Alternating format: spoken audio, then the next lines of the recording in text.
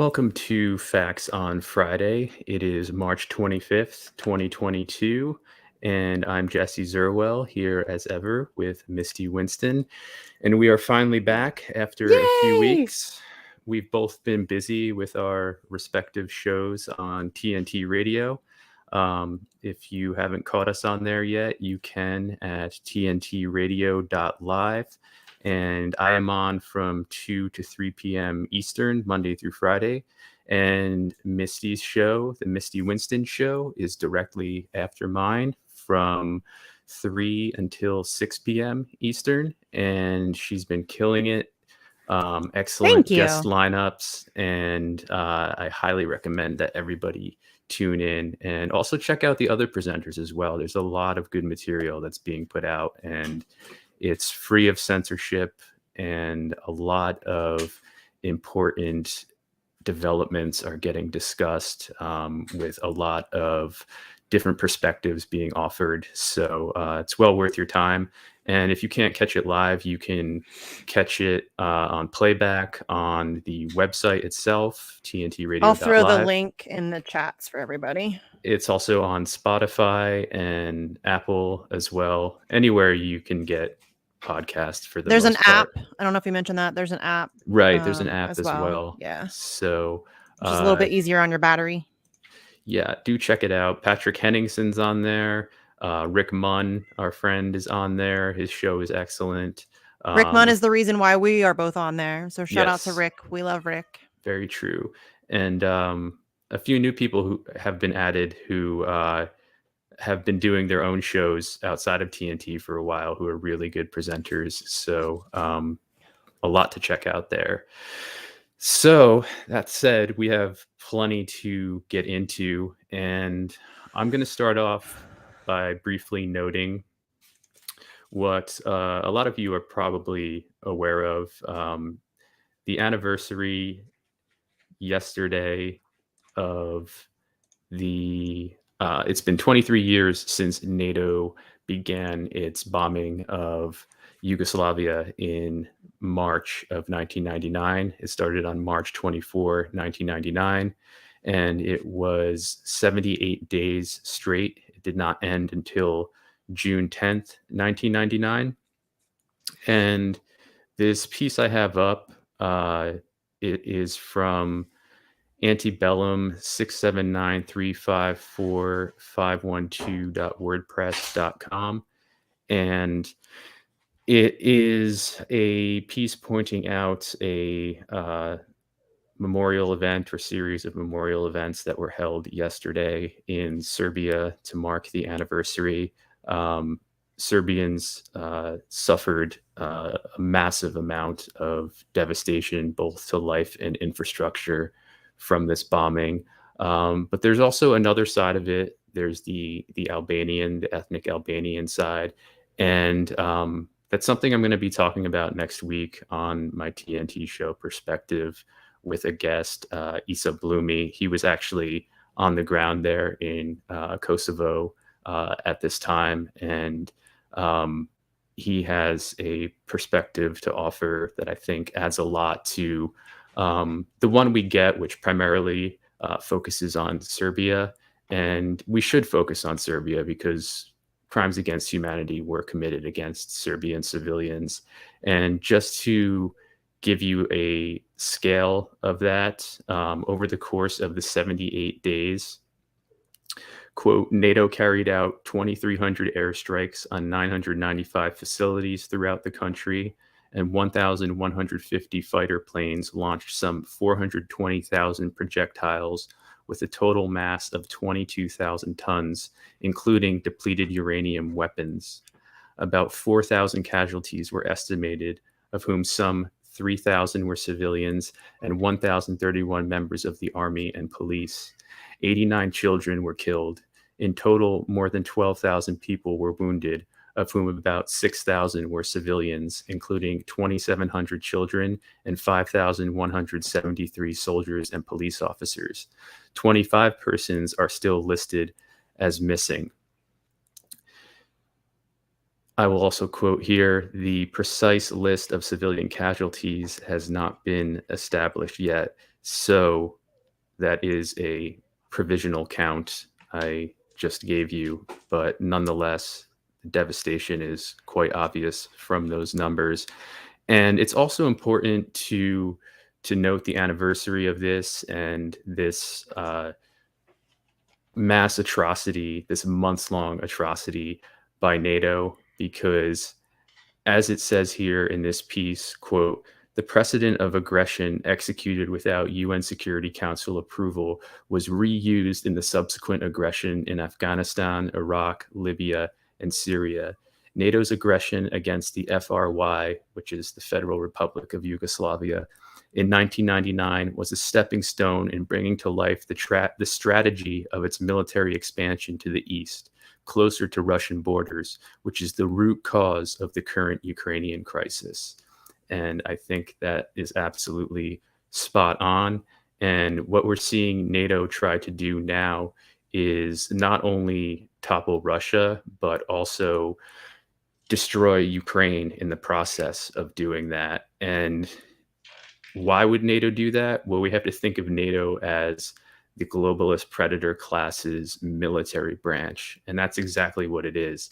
And if we look at what globalism primarily wants to achieve, it is the complete doing away with of sovereign nation states. Sovereign nation states are not conducive to the globalist agenda. And so that's why we've seen throughout history NATO destroying country after country. It's purposely destroying Ukraine right now by pumping weapons into it, pumping foreign mercenaries into it. And it's hoping that this is going to translate into a similar destruction and balkanization of Russia. So we have to keep this in mind, that NATO is not a defensive military cartel. If it ever was, it's a purely offensive one, and it's doing the bidding of globalism. And that's why it's been no holds barred with the weapons being pumped into Ukraine. So moving from there, I want to talk about some of the weaponry that's being pumped into Ukraine. I'm gonna drop this link for everybody. I forgot to do that. I'm gonna drop my cat. I apologize. My cat is going completely apeshit right now. She has a little dumb sucker, and she is kicking it around, chasing it, yelling at it. So that's what you hear in the background if you hear something. So I'm sorry, that's been a little distracting. But I forgot to drop that link, so I'm gonna drop that for you guys now, so you can check out that full article if you want. Yes, and as I said before I move to the next piece, there is, as ever, more than one side to what happened in Yugoslavia. There is the side of the ethnic Albanians, and that is admittedly not something I am familiar enough with to speak on here, and that's why I am going to have a conversation about that with Isa Blumi, who's been a past guest on my show on Tuesday. So I look forward to that and the insights he has to share. But moving from there to the weapons blitz on Ukraine, this piece was published by RT, the verboten RT, on the 23rd of March. So we just got ungrounded from YouTube, and this is going to get us grounded again or kicked off. No, this will get us kicked off, right? This will be our third strike route, I think. Yeah, but fuck YouTube. Yeah, they can shove it. Yeah. Suck my dick. New arms shipments to Ukraine announced. Berlin and Stockholm will send a combined 7,000 anti-tank weapons to Kiev. That'll fix it. Yeah. Just before I start this piece, I want to mention that the the defense minister of the UK, Ben Wallace, I'm sure a lot of you have seen or at least heard about the prank call / video that was made to him by these two notorious Russian pranksters.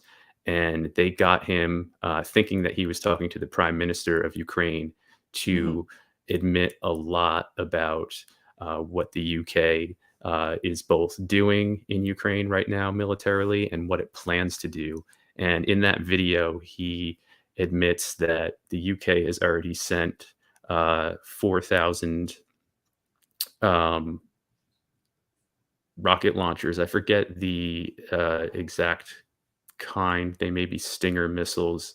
I'd have to double check on that. But they've already sent 4,000. He said there are more on their way, and that the UK has sent so many that it's almost out of its supply. So And I would also like to point out too that Alex Rubenstein just did a really excellent piece detailing 32 different countries and their different levels of weaponry that they've been sending. I just had him on my show. I forget what day because the days blur together.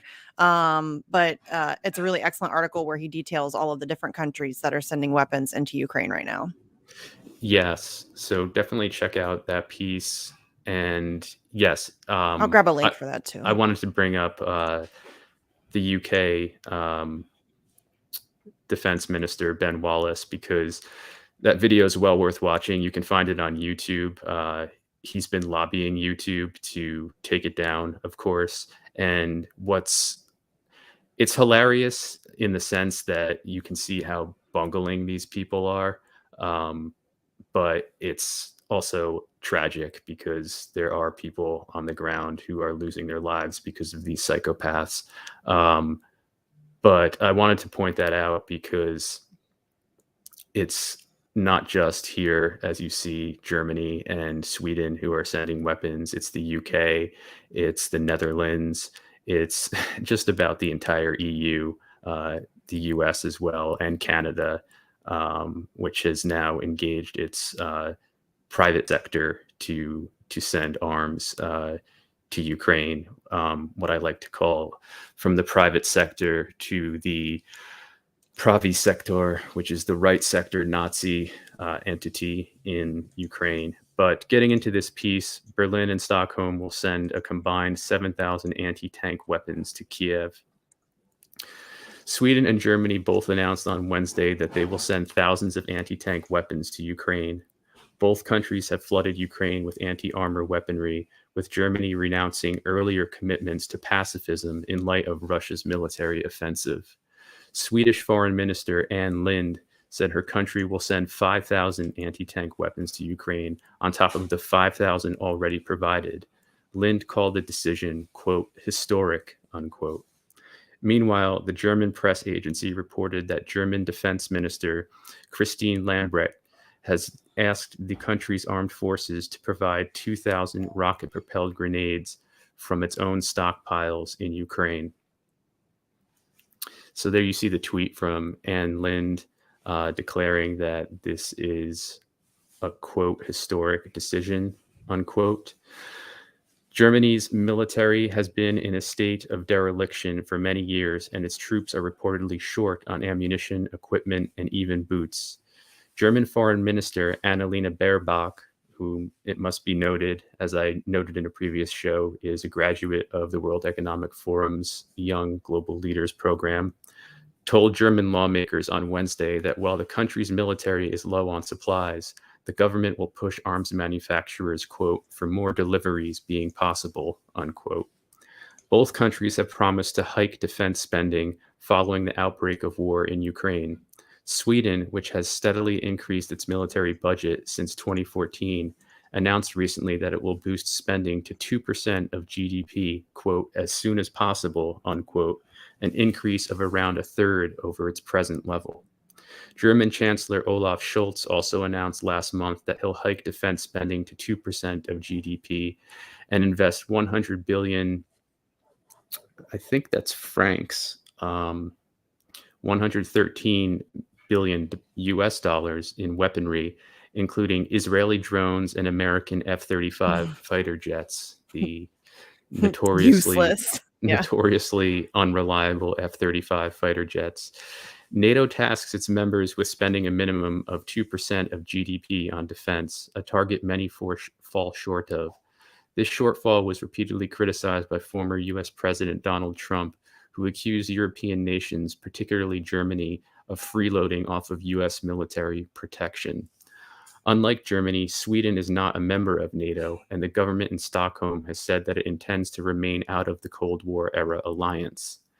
It is unclear when and how the German and Swedish arms will be delivered to Ukraine, probably through Poland, because there are two rat lines through Poland into Ukraine. One has been closed down, it seems temporarily, by Ukraine, but we shouldn't be surprised if that soon opens up. Russia has declared that it considers military supply convoys to Ukraine, quote, legitimate targets, unquote. And Germany's government stated last week that details of such shipments will no longer be made public, presumably to avoid Russian intelligence tracking their route, and presumably to avoid the German public from knowing just how much of their tax money is being wasted and also spent on destroying humanity.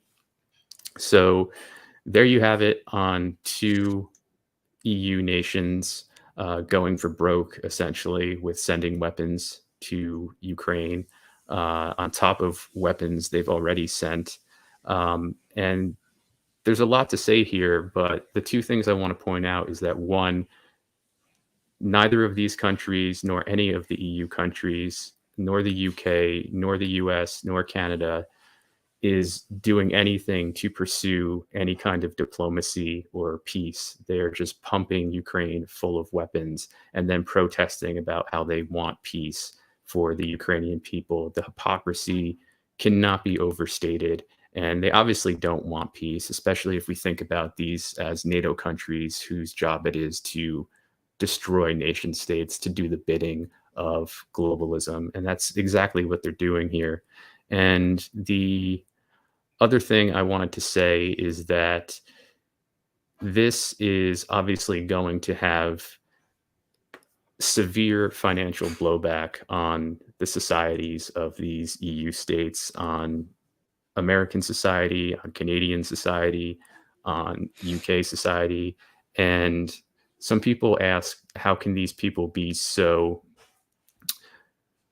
stupid when it comes to this economic suicide? And they're not being stupid. They're doing it on purpose, because the West, at least, is totally on board with the Great Reset agenda, with the globalist agenda, with destroying both nation states and their economies to reset or build back better, and pushing us, working class people, middle class people, into suffering the burden, never mind the suffering that Ukrainians and Russians have been experiencing and are going to continue to experience. And Joe Biden came out and said it.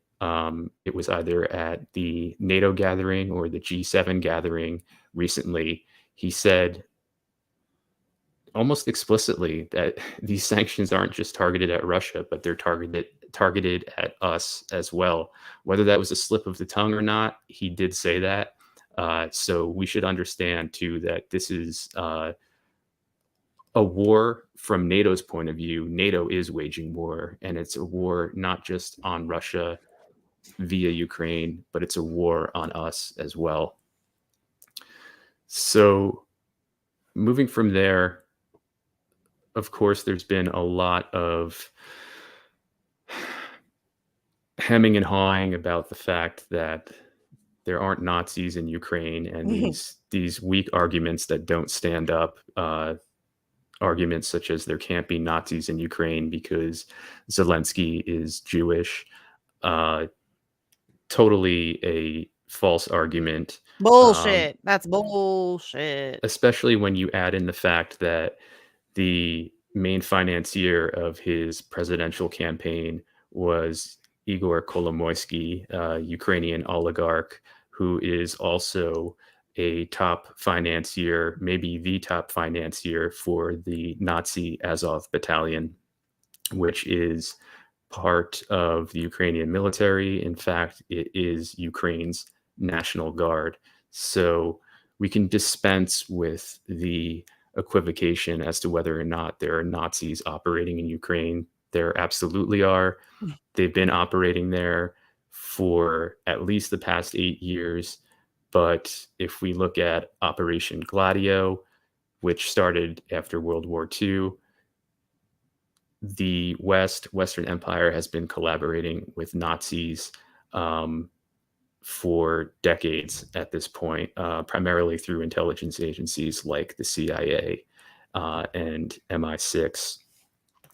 But getting into this piece on Sputnik, Western media rooting for Nazis and jihadists, it should be noted too that there are jihadists from Syria who have traveled to Ukraine, at least 450 at this point, as reported by Al Mayadeen 2 weeks ago. And these people are openly affiliated with Hayat Tahrir al-Sham, which is basically Al-Qaeda, ISIS, that milieu. These are Wahhabi psychopaths, the head choppers, if you will. So they are in Ukraine too. It should be noted that there are Zionist mercenaries who've traveled from Israel to Ukraine. I've seen pictures of them. They have the Israeli flag, except for it being white and blue, it's divided in half with a red stripe on the top, a black stripe on the bottom, the Star of David in the middle. The red and black stands for blood and soil, and this is borrowed directly from the Pravi sector or right sector Ukrainian Nazi entities flag, representing the blood and soil of Ukraine, that being the pure blood and soil of white Christian Ukraine. So they are there as well, on top of the American and British and Canadian mercenaries who've traveled thinking that they're fighting the good fight for Ukrainian democracy. So I want to read through this piece because I think it provides a good breakdown, not just of the fact that Nazis are operating in Ukraine, but the way that is portrayed and spun and distorted in Western corporate media. So CNN host Anderson Cooper could hardly contain his boyish excitement when showing a video clip this week of a firefight between Ukrainian and Russian troops. The apparent dramatic gun battle at a railway line near Kiev purportedly shows Ukrainian fighters firing automatic weapons and several rounds from an RPG launcher at Russian soldiers. Before playing the clip, however, Cooper felt obliged to do a bit of explaining for viewers just in case they should get the wrong idea. He said the Ukrainian soldiers who are heard repeatedly shouting Allahu Akbar were actually Chechen volunteers who had signed up to fight against Russia. So our kindly CNN host is trying to contrive an apologetic distinction here. Shouting Allahu Akbar is okay if you are from Chechnya, he implies, as opposed to Saudi Arabia or some other place more associated with Islamic terrorists in Western public perception. Forbid the subversive thought that there may be no distinction. The Islamist slogan is a well-known rallying cry used by jihadist terror groups affiliated with Al-Qaeda outfits like Nusra Front and Daesh, which is also ISIS, who recruit fighters from all over the world. During the Syrian war, these militants would often release propaganda videos depicting fighters firing off weapons and shouting the slogan. Chechnya in Russia's southern Caucasus region is a stronghold of Islamist terror groups that Moscow battled against during the late 1990s and 2000s. The same militants were responsible for terrorist atrocities against civilians in the Russian capital, such as the theater hostage in 2002, when 171 people were killed. The similarity with the Mariupol theater incident in Ukraine last week is notable. Chechen fighters were an important fighting element in the Western-backed war for regime change in Syria. Western media like CNN covered up the links between the US and NATO governments and the terror groups who were doing their bidding to oust Syrian President Bashar Assad. That covert war failed because of Russia's military intervention in support of the Syrian nation from the end of 2015 onwards. Getting back to CNN's video clip this week from Ukraine, what the American cable news channel is doing is inadvertently admitting that Chechen jihadists are fighting in support of the Kiev regime. Secondly, it shows too that the Western media and governments are in effect back to their unspoken Syrian war policy of supporting the jihadists, albeit lionizing them as, quote, fighters against Russia, unquote, in Ukraine. Russian President Vladimir Putin ordered a military intervention in Ukraine on 24 February because the Kiev regime was attacking Russian-speaking populations for 8 years. The United States and its NATO partners weaponized Ukraine deliberately to threaten Russia's security. NATO special forces from the US, Britain, and Canada held training camps in Ukraine for Nazi fighters. This is consistent with how the US and its allies covertly backed the Third Reich's Nazi remnants in the Gehlen Organization after the Second World War in Soviet territories. And that's Operation Gladio, which I referred to just earlier. Moscow says that its war in Ukraine will continue until the country is neutralized as a military threat. That means no NATO membership or presence and the elimination of Nazi paramilitaries that form the backbone of the Kiev regime since the CIA orchestrated coup in 2014. I just want to note the picture above of Mariupol, the destruction that's taken place there. That is perhaps the primary Nazi stronghold in Ukraine. It's in southeastern Ukraine on the, I believe, on the Black Sea. And it is besieged as we speak, probably one of the most devastated areas of this conflict thus far. In other words, the present war could have been averted if Washington and its NATO allies had refrained from their systematic hostile policy towards Russia. If Russia's proposals for a security treaty had been respected and negotiated reasonably, the present crisis would have been avoided. Ever since the 2014 CIA-backed coup d'etat in Kiev when an elected Ukrainian president was violently overthrown, the Western media, like CNN, have systematically ignored the reality of the Nazi paramilitaries underpinning the regime. The Azov Battalion and their ilk are now presented as some kind of noble resistance movement against, quote, Russian aggression, unquote. Volodymyr Zelensky, the Ukrainian comedian turned president, is flagged up by Western media for his Jewish ancestry as somehow a countervailing narrative, instead of the possibility that he is simply a puppet for the CIA and its Nazi militants who actually run the country. Ironically, US President Joe Biden has lately been lecturing China, India, and others to be, quote, on the right side of history, unquote, by joining the Western campaign to condemn Russia over the conflict in Ukraine. It is grotesque for an American president to label others as war criminals when we look at how the Americans wage criminal war after criminal war, flattening cities like Fallujah, Mosul, and Raqqa to prosecute their illicit objectives. It's also grotesque for American and European governments and their media to pontificate about the, quote, right side of history, unquote, when they are openly supporting Nazis, and now we can see jihadist terrorists in Ukraine, just like they did covertly during the regime change war in Syria. The astounding Western duplicity and hypocrisy are only possible when the propaganda machine that is Western media is allowed to run its, quote, programs, unquote, full throttle without any intelligent media challenge. That's why the US and European Union are doing everything to censor and shut down Russian news media. It is incredible, but nevertheless illuminating that today, the Western public is prevented from accessing RT and Sputnik news websites via open sources of the internet. The draconian censorship is necessitated because the shocking truth is the Western governments and their media are on the ugly side of history, from weaponizing and glorifying Nazis and head-chopping terrorists in Ukraine.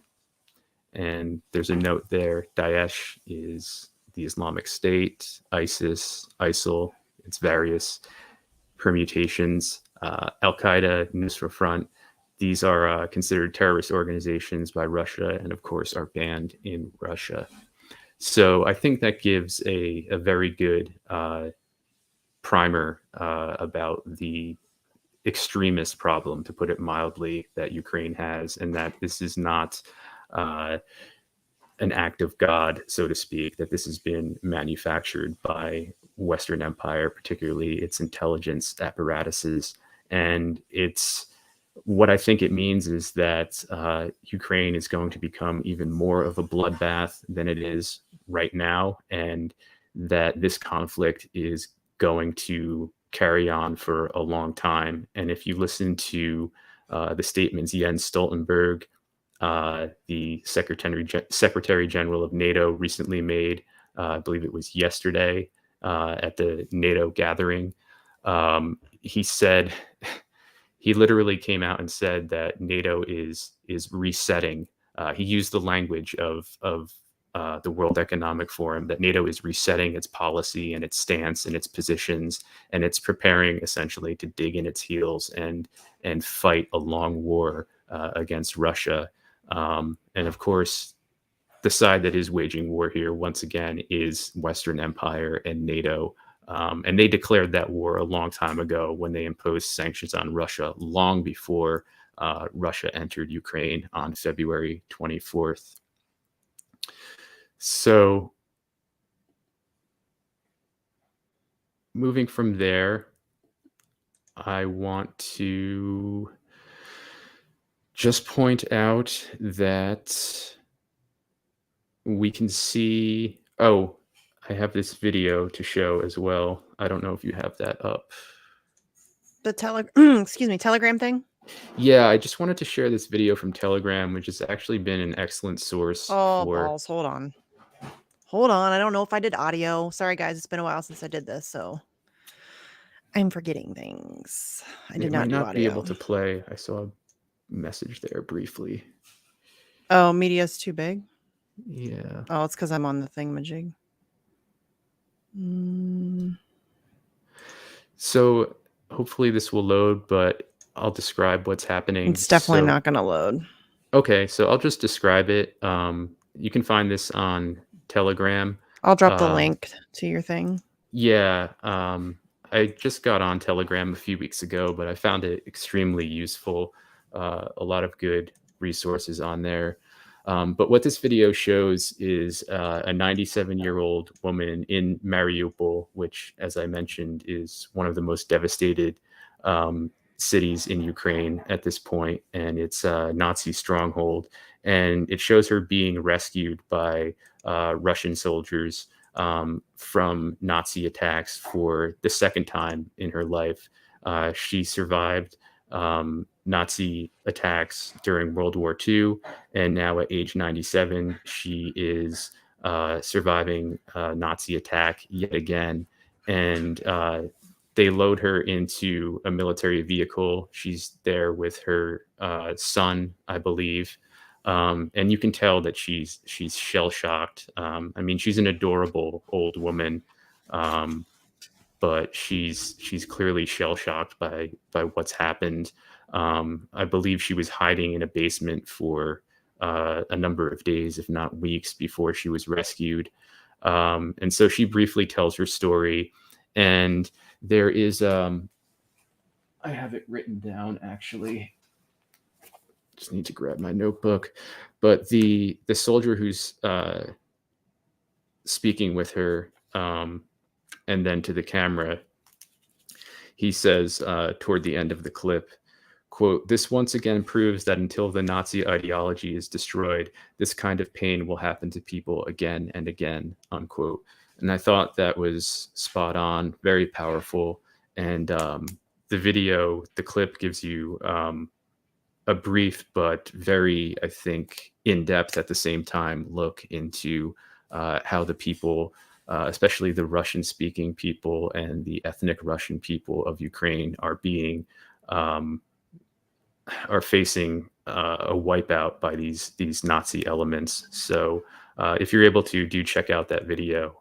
And if you're not on Telegram, consider getting on there, because it's I'm finding it much more useful than Twitter as far as gathering information pertaining to what's happening, not just in Ukraine, but all across the board with all the issues, all the craziness we're facing. The entire shit show. Yeah. So moving from there, I want to just point out, pardon me, I just want to point out some statements that the esteemed President Joe Biden made. Are you jumping into that now? Okay. Oh, that's right. We were going to go to Well, first, I just want to point out, while we're on the subject of Ukraine, I just want to point out that yes, there's yes, been yes. a lot of conversation about chemical attacks and some such. uh, Please don't fall for this shit because it's coming. This false flag shit is coming. I tweeted about this in February. I tweeted about it again just a couple weeks ago. This shit is coming. Biden has been talking about it. This has been something that has been talked about across the board. Different members of the administration have all come out and said that, or hinted to, they're setting the stage for a chemical attack by Vladimir Putin. And this is very much the exact same thing that we saw in Syria. Again, too many people are going to fall for it. So please, um, you know, just eyes open. Don't fall for the bullshit. Push back against it when it comes because it's probably going to. They're already setting the stage for it. So I just want to point that out while we're talking about Ukraine and just be mindful of the fact that they will false flag the shit out of this conflict. No question about it. Yeah, No question about it. I want to respond to that, but I also want to point out something that Dino Pantalucas said in the chat. That let me just scroll up Dino's a here. new viewer. Hi, Dino. Hi, Dino. He's pointing out that from reports he's hearing, this, and I assume he's referring to Russia's military operation, could be done by the end of April. The majority of the fighting, at least, and I think that he's right. In coming from Russia's side, but I think Russia is not trying to prolong this at all. No. Russia is trying to denazify and demilitarize as quickly as it can and as completely as it can because it is facing an existential threat from these entities backed by NATO. But I think that NATO wants to prolong this for as long as it can. It remains to be seen. I think we're all here doing the best we can um, to figure out what's going on, which seems to be changing on a second by second basis. But I think Dino is right. If it weren't for NATO wanting to prolong this war, obviously through flooding Ukraine with weapons and by other means as well. But I also advise everybody to follow the Russian Foreign Ministry's and Defense Ministry's accounts, either on Twitter or Telegram or both, because they're very upfront and very complete about the information they put out. I'm not saying you should just blindly trust it, but it's very much worth looking at because unlike the Western press, their Russian press, especially through those ministries, is giving pretty much a blow by blow account of what's happening in Ukraine, what it's doing in Ukraine, and what its objectives are, and why it hit certain places. And this is information you're not going to get in Western press, and obviously, as we all know, that's on purpose. But yeah, that is a good point, Dino, and I think again, NATO has other designs, but it remains to be seen what happens. But yeah, with regard to the false flag attack, it's obviously being pumped up in the media and by people like Biden because something is going to happen. Like they don't pump this unless something is going to happen. And but we just have to realize the ridiculousness of the way they're trying to frame it, that it's going to be pulled off by Russia. Because think about it this way. Say it's a bioweapons attack. The bioweapons labs are in Ukraine. One of the first things Russia did was capture and expose those labs and expose the work with pathogens that was going on there to the world. And so then Russia, knowing what the response will be if it stages a false flag with bioweapons, after already exposing the problem of bioweapons research in Ukraine, that Russia is going to stage a false flag attack with bioweapons. Like it's not stupid. It's very calculated in what it's doing. And that's just the material reality of what's happening. That's not to praise Russia or No. what have you. That's just the way they work. And Right. but because of the media blackout here in the West, Rayborn in the chat says it exactly. The whole reason you would do something like that is to gin up support for this is why I said it's just like in Syria. There was no reason for Assad to gas his own people. He was winning. And there is no reason for Vladimir Putin to do a chemical attack in Ukraine. There's no reason for him to do it. There's none. Zero, zip, zilch. But they need that false flag to justify and to manufacture consent for U.S. involvement in the conflict. So that's what's coming. Right. And usually false flags are carried out by the losing side. And right. I think Putin's not losing. Although they are trying to push that narrative too, that he's somehow losing, which is ridiculous on its face. That's absurd. Right. And that's why I encourage people to look at what the various Russian ministries are putting out on social media, because they don't just put out statements, they provide footage as well. They provided footage recently of their airstrikes on a mall in Kiev, and in Western media it was presented as a civilian target, and then Russia showed surveillance footage of how it was being used by the Ukrainian military to store its not just military personnel, but military equipment as well. And then you can see there's the footage of the airstrike taking out this mall in Kiev. I think it was called the Retroville Mall, if I'm not mistaken. So again, it's important to approach all of the information we encounter with skepticism, but it does seem that Russia is being not only purposeful in how it's moving forward in this conflict, but it is being transparent in what it's doing. Rayborn, Russia or the U.S. wouldn't say false flag. They would just say there was a chemical attack. That's not what they would say. And we are that dumb to fake a chemical attack or to do a false flag. We've done it before. But yeah, we wouldn't call it a false flag. We would just call it a chemical attack. Well, it remains to be seen, because I think the term false flag has been thrown around so much at this point that it doesn't mean anything anymore. It just means whatever, the accuser wants it to mean. Right. Hi, Raul. How many times did we hear before Russia entered Ukraine that it was going to stage some sort of false flag? And they even tried to point to certain things as false flags that didn't make sense.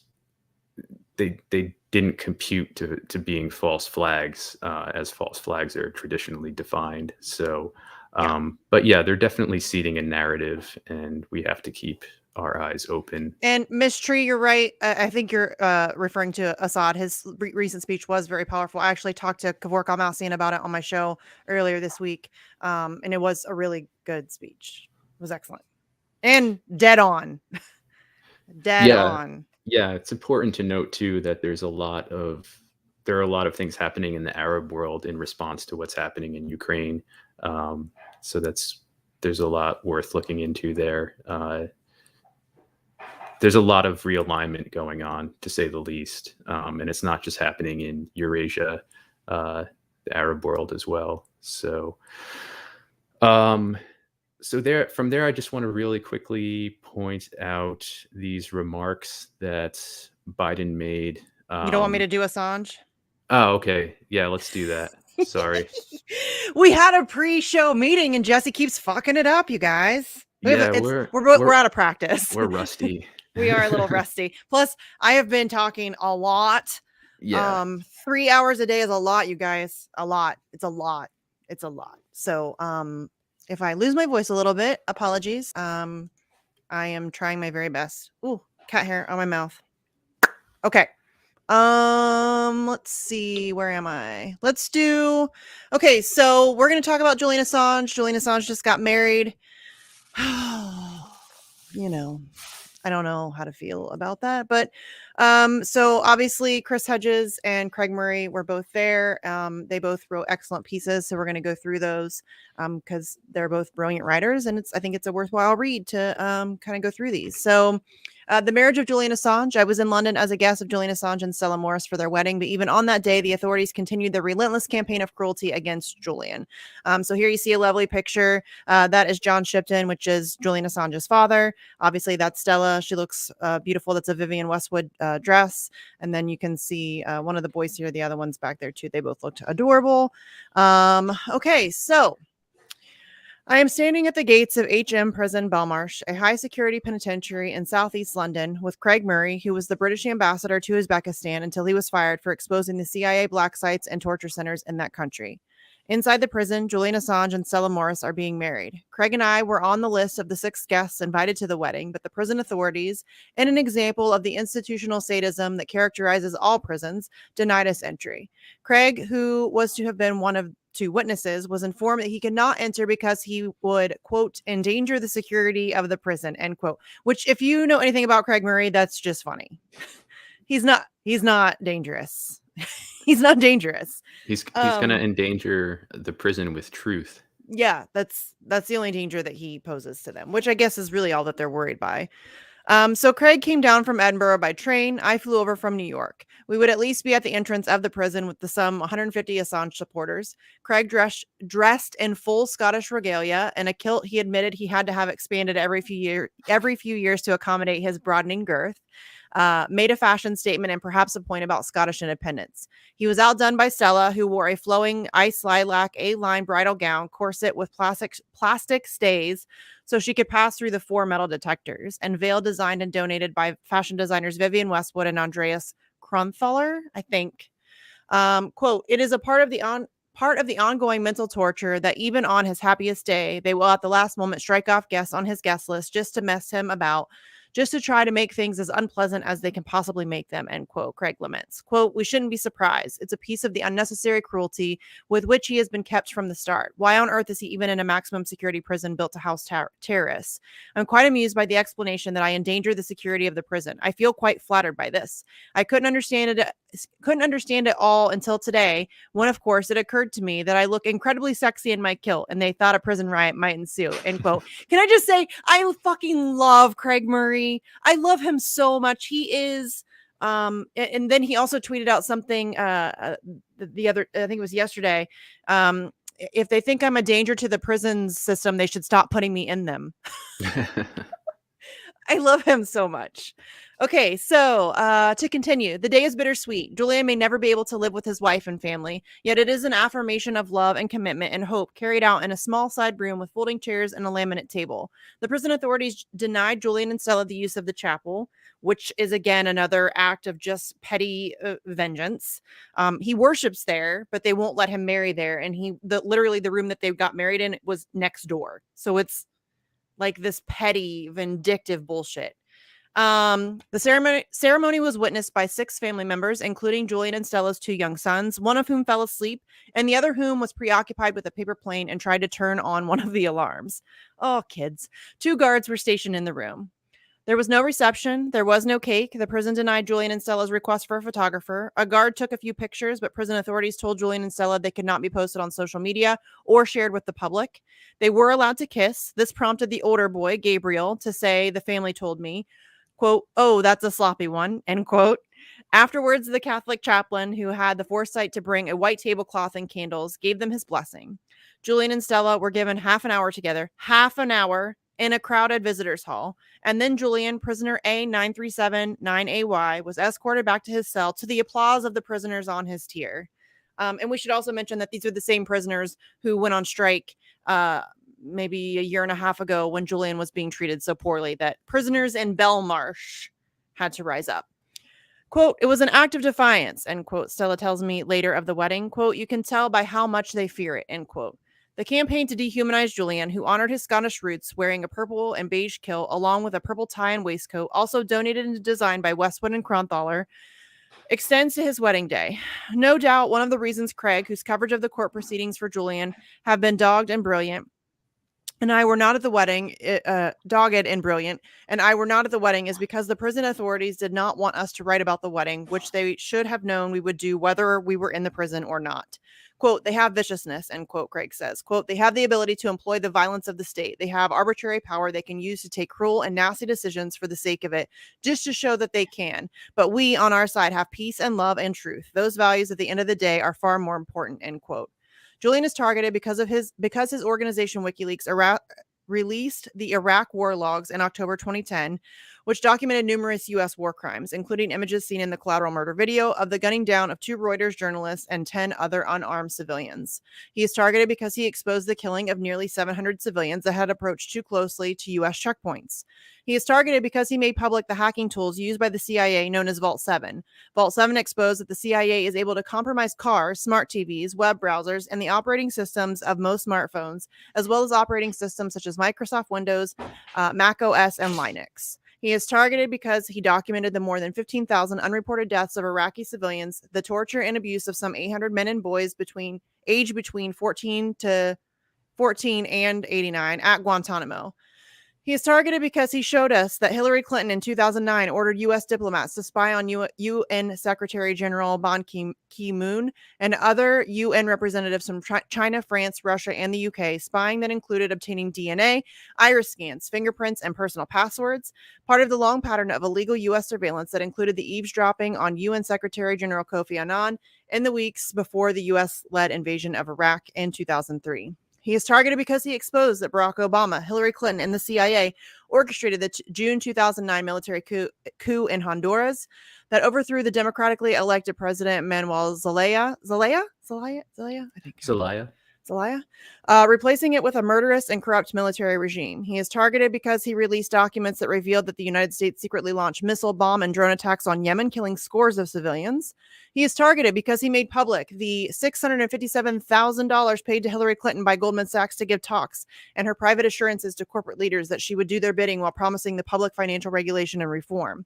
He is targeted because he revealed the internal campaign to discredit and destroy British Labour Party leader Jeremy Corbyn by members of his own party. For these truths alone, he is guilty. The Biden administration is determined to extradite Julian and charge him with the 17 counts of the Espionage Act, which would send him to prison for 175 years. I sat through some of the court proceedings in London. It was a judicial farce, especially since the Spanish security firm UC Global at the Ecuadorian embassy, where Julian had taken refuge for 7 years, recorded all of Julian's conversations with his attorneys and turned them over to the CIA. That fact alone should invalidate the trial, but there is also the bald fact that Julian never committed a crime. Let's say that again. Julian never committed a crime. Julian is not a U.S. citizen. WikiLeaks is not a U.S.-based publication, and yet he is charged under the U.S. Espionage Act with treason. It is judicial pantomime, a show trial where the rule of law is sabotaged by barristers and horsehair wigs and grand inquisitors such as Gordon Kromberg, the assistant United States attorney for the Eastern District of Virginia, who handles high-profile terrorism and national security cases. Kromberg has open contempt for Muslims, Islam, and anyone who defies the state. He has denounced what he calls, quote, the Islamization of the American justice system, end quote. I told you I've been talking a lot this week, guys. I'm a little blah, blah, blah. Okay, Kromberg oversaw the 9-year persecution of the Palestinian activist and academic Dr. Sami al-Aryan. I'm sorry. Mm-hmm.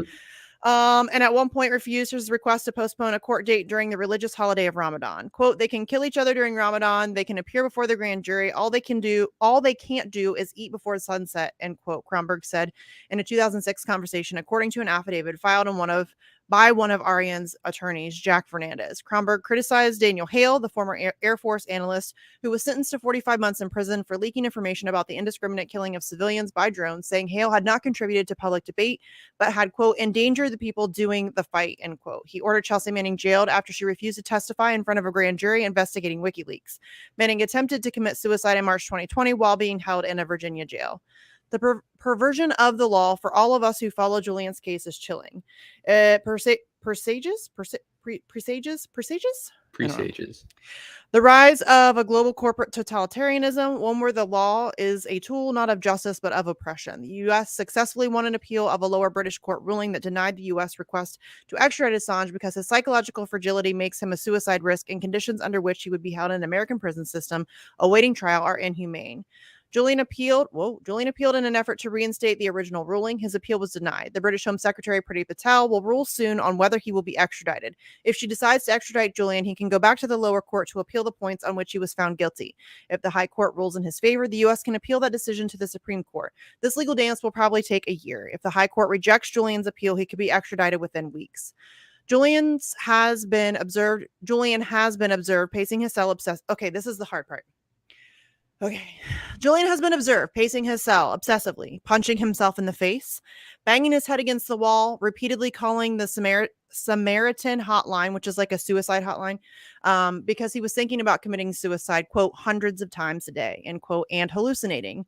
A razor was found under his socks. He told Nils Melzer, the UN Special Rapporteur on Torture, who brought in UN doctors to examine Julian, that if he was extradited, he would not survive. He suffered a stroke during his trial last October.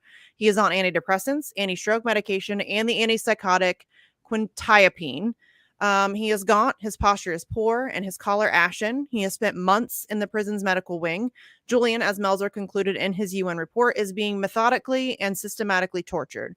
The goal of the US and UK governments is to turn Julian's psychological and perhaps physical obliteration into a chilling warning to anyone who might also attempt to shine a light on the inner workings of power. I like and admire Julian. He is intellectually curious, incredibly courageous, funny, and at least when I was with him in the Ecuadorian embassy, charmingly boyish. He could have easily used, this is key, he could have easily used his precocious computer skills to make a very comfortable life for himself, working for high finance or national security agencies. He chose instead to use those skills for the public in the service of the truth. He provided the most important body of information of our generation about the war crimes, lies, corruption, and cynicism that defines the ruling elites. This information ripped back the veil on the centers of power around the globe, sparking movements and popular protests from Tunisia to Haiti. If Assange is extradited and found guilty of publishing classified material, it will set a legal precedent that will effectively end national security reporting, allowing the government to charge any reporter who possesses classified documents and any whistleblower who leaks classified information under the Espionage Act. The inner workings of power will be shrouded in darkness with very ominous consequences for press freedom and democracy. So there it is, as written by Chris Hedges. Unbelievably depressing. I mean, it should be like a happy day. They got married. But it is equal parts devastating. So the Craig Murray piece is kind of long too. I don't know. Do you guys want me to read the whole Craig Murray thing, or I feel like that one was already important. I do too. I feel bad because they are. I mean, these are both. I love them both, but they're both very wordy men. You know what I mean? They're very descriptive. But yeah, I mean, Craig Murray, they're both brilliant. So we'll go ahead and go through it.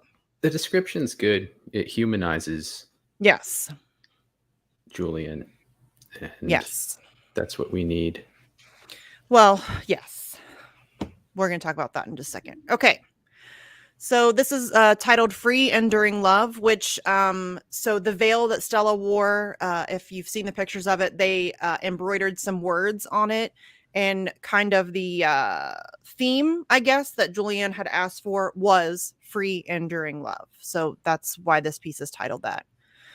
It was a cheap white trestle table. Its thin top slightly bowed down in the middle, of the type made of Weetabix, of sawdust and glue, with a sheet of plastic glued on top and plastic strips glued to the side, held up on 4 narrow tubular black metal legs. On it was a register. In front of it stood Stella Morris, looking beautiful and serene with delight. She wore a stunning gown in a light lilac designed for her by Vivienne Westwood. It had a mild satin shimmer and appeared both sumptuous and tightly tailored, with an expansively lapelled jacket section diving into a wasp waist that the apparently soft billows never intruded upon, no matter how she moved. Close up, the details of the dress were extraordinary. The cloisonne buttons were uniquely designed and commissioned by Vivienne for this gown, and she had herself embroidered a message of solidarity, love, and support on one panel. The long veil was hand-embroidered with bright multicolored words striding across the gauze. These were words chosen by Julian as descriptive of the power of love, and they were in the handwriting of close friends and family who were not able to be inside the jail, including Stella's 91-year-old father. I am proud to say one of those handwritings was mine, with the word inexorable. It really was embroidered on, looking exactly as I wrote it. As witness, the fact nobody could tell what it said. Julian's chosen motif for the wedding was free, enduring love. And there's Stella. She did look really beautiful. In the background, you can see that's John Shipton, Julian's dad. So you can see there the embroidery.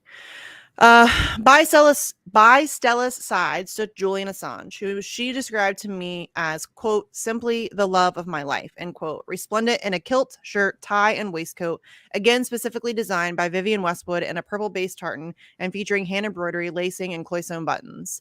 Unlike Stella's dress, which she later showed us in detail, I have not seen the kilt, but I'm told the design is relatively traditional. There was a 2-minute delay at the start of the ceremony as Julian had no sporran, and his brother Gabriel, resplendent in a full Highland dress for the first time, removed his own sporran and put it on Julian. Both Julian and Gabriel are proud of their Scottish heritage, in each case through their respective mothers. The British authorities had done everything they could, firstly to prevent and then to mess up this wedding. Permission to marry had first been formally requested on the prison service in 2020, and in the end was only granted by involving lawyers and threatening legal action. There followed a whole list of antagonisms on which I shall not dwell, one minor example of which was banning me from the wedding and then lying about it. So yes, Craig Murray was invited to be one of the guests and one of the 2 witnesses required. And on the morning, they decided to deny him because he is ever so dangerous. And then afterwards, they lied about the fact that they had denied him access to the wedding. And then they got called out, and then they were like, okay, just kidding. Yeah, we did ban him. But now on the wedding day, the ordinary working staff of the prison were delighted to be hosting such a happy event. The searches of the bride were distinctly token and friendly. At the security checks, Julian and Stella's 3-year-old son Max managed to tangle himself so comprehensively around the legs of one guard that he fell over, and the large guard and small boy then had a hilarious mock wrestle on the floor. The guards who conducted Stella through the jail did so as though they were the escort of a queen. Gates and steel doors opened before the procession and were locked again behind them until deep in the bowels of this maximum security prison they arrived in a banal room, oppressive and completely windowless, with plain magnolia emulsion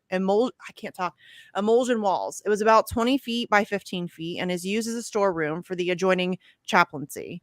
At the back of the room were piles of Muslim prayer mats, boxes of red-jacketed Christian hymnals, stacks of cheap chairs, and folded trestles, from which that one cheap trestle had been set up in a single row of 8 chairs in front of it. Present were Julian and Stella and their permitted limit of 6 invited guests. These were Stella's mother Teresa and brother Adrian, Julian's father John, brother Gabriel, and Julian and Stella's 2 young children, Gabriel 4 and Max, who is 3. One of the torments had been that the UK Ministry of Justice insisted that the 2 tots counted against the 6-person limit, contrary to the prison's original advice. So they originally had said that the children would not count towards their guest count and then changed their mind. So it's just another one of those things where they like to fuck with them.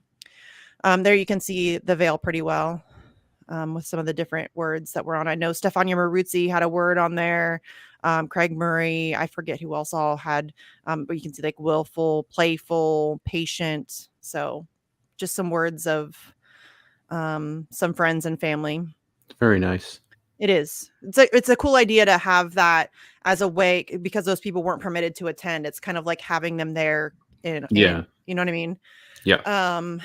Also in the room were the registrar who conducted the civil wedding, the Catholic chaplain, and the 2 prison guards, one for each door. Julian was able to hug and hold each of his family as they arrived, even though that was very much against their rules. That kind of physical comfort is something he will have been craving for years, and all eyes were full of tears. Julian's father, John, was alarmed by his appearance. Julian was a stooped figure and worryingly thin, even though obviously very happy in the moment. The service went ahead as such services do, transcending the grim environment. Light relief was provided by little Gabriel running around and threatening to push each in turn of the room's 2 alarm buttons, forcing the guards to chase him around, but in a playful manner. Max, who was disappointed by the slowness and appearance of the promised cake, had fallen asleep, bent over at the waist, with his feet on the floor and his head on the chair, as only small children can. Each person at the wedding was allowed by the registrar to stand up and say a few words about the event and the couple having exchanged vows and being proposed wed. Julian was then invited to kiss the bride, which was perhaps done with more gusto than is usual on these occasions, to the extent that Julian's brother Gabriel jokingly proffered the bride some tissues. The legal part of the wedding being over, the couple now received a blessing from the Catholic priest, whose friendship and spiritual and emotional support has been invaluable to Julian during the ordeal of the last few years. The priest had brought a tablecloth and candles, and suddenly the nasty trestle was transformed into an altar. The priest was particularly careful to provide the couple with several more opportunities to kiss during the short ceremony. Then suddenly it was finished. The authorities had insisted that no wedding photos could be taken, but had eventually agreed that a prison guard could take photos using the prison's own camera. The prison will eventually give 1 or 2 prints of the photos of their choosing to Julian on the condition that they must never be published or made public. Which is fucking bullshit. Sorry, they just like 2 years ago, some dude filmed a whole ass documentary about and inside Belmarsh, and they can't have wedding pictures and they can't publish it. Fuck off. That's so like just petty and mean and vindictive and spiteful, and it's Right. gross. Fuck Right. off. So Right. sick. Anyway, sorry. According to the authorities, this repression is because photos, quote, could endanger the security of the prison. Again, a whole ass documentary, you guys. Just a couple years ago, Ross Kemp, I think is the director's name. Whole ass documentary. He interviewed prisoners inside HMP Belmarsh. Video camera, not just pictures, a video camera. But suddenly, wedding photographs are ever so dangerous to the security of the prison. Fuck off. Oh, God, it makes me so angry. Okay, sorry, I've been holding this in. Can you tell? Plainly, this is nonsense. How could a picture of the bride and groom standing in a plain storage room that has no windows endanger the security of the prison? Belmarsh Prison was comprehensively pictured, including drone footage of the entire jail and lengthy interiors of every part, including the most secure units, and several documentaries, including by right-wing populist Ross Kemp, in which the Ministry of Justice fully cooperated. The dishonesty of complaining that wedding photos would be a security risk is a callous and arrogant act by authorities who expect that they can never be held to account. Yes. The truth is that the establishment has put in years of consistent effort to dehumanize Julian in the public mind. That includes false allegations, ridiculous media stories about him not flushing the toilet, and fake claims that his journalism endangered lives. They simply wish to avoid any public exposure of Julian, the real man, that may challenge their drive to demonize. Wedding photos would never be a danger to the prison, but would be a danger to the state narrative. And that's exactly what it is. First of all, they don't want to humanize him. They don't want everybody to see him getting married and with his bride and his kids. Second of all, they don't want us to see his horrendous physical condition. They don't want us to see the fact that he is pale and gaunt and obviously sickly, because that just lays bare the way that he's being treated. So this is bullshit. They know it's bullshit. We know it's bullshit. We need to start demanding that we are able to see and hear from him at some point. We can't let this go on. It's not okay. Okay, sorry, guys.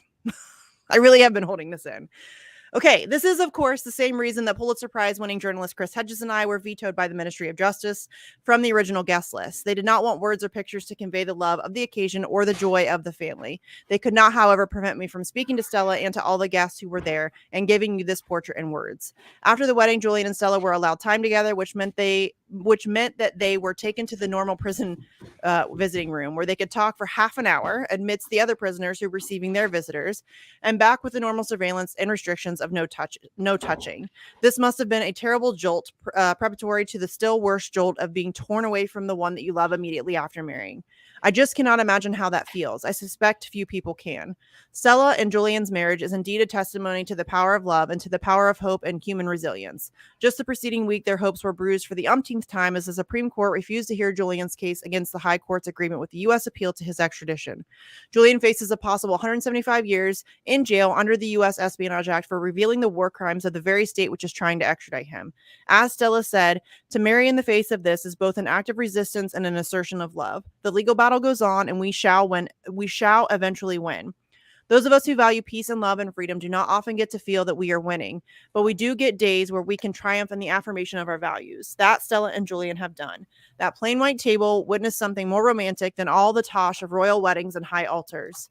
In Julian's words, quote, free, enduring love, end quote. They cannot stop that with their steel doors and iron bars. With grateful thanks to those who donated or subscribed to make this reporting possible, this article, blah, blah, blah, blah. Please donate to Craig Murray. Please. He's an amazing man and writer, and we should support him. But this shit pisses me off. Sorry. I am very, very sorry about yelling, but I'm pissed off. I'm very, very pissed off. So I also want to show there is a video that was taken by my dear friend Gordon Dimick, who was actually also on my new show on TNT Radio recently. He's fantastic. And this is the video. It's about 2 minutes and 45 seconds long. This is the video that he took outside of the prison, and it includes the little speech that Stella gave, which is probably going to make me cry. I'll warn you in advance. It's emotional and it makes me cry. But where? Here it is. Okay. Okay. Oh, balls. I don't know if I did the audio. Hold on. Sorry, guys. I did not, so I'm glad I redid it. Public displays of emotion are always allowed on Facts on Friday. I know, but I hate crying on camera, and I rarely do, but Stella gets me every time, and it's because all I do is think of the boys. I think of their kids, and it makes me sad, and you know, it's horrendous what's going on. So, okay, did that come up okay? Mm-hmm. Okay, here we go. Tell me if you can hear it and everything okay. Jesus Christ. Hey,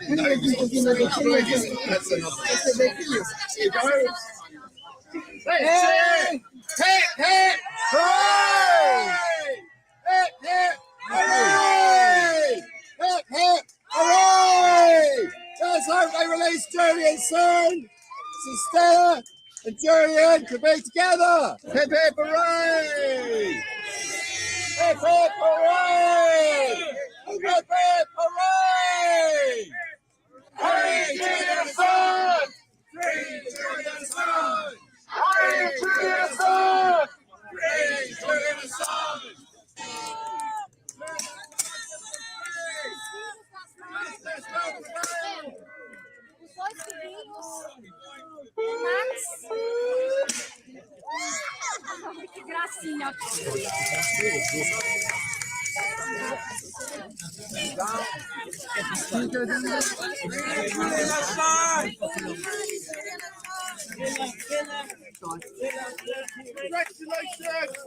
Congratulations, Stella!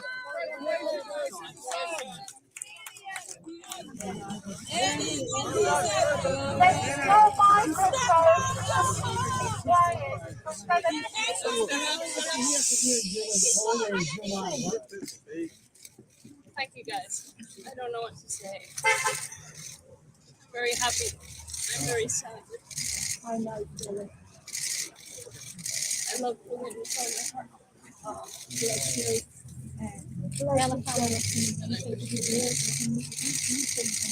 I wish you were here. How was the ceremony, Stella, we'll get him out. You know what we're going through is cruel and inhuman. The love that we have for each other carries us through this situation and any other that will come. And